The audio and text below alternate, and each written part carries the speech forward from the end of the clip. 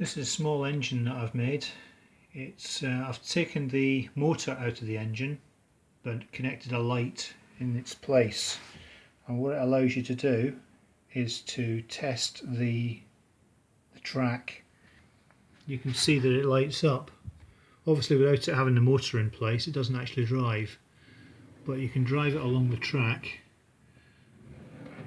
manually pushing it, and you can see where there's any points in the track that are going to cause you problems.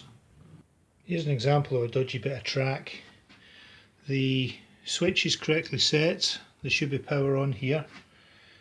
If I press down on this point and this fish plate,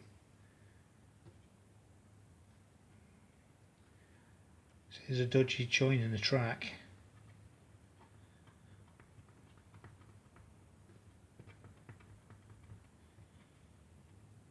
It's been relatively difficult to spot had it not been for this little modified engine. So using a pair of pliers I just squeezed the fish plate and the light's now permanently on. No problem at all.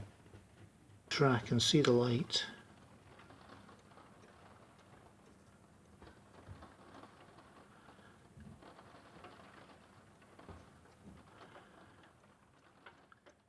So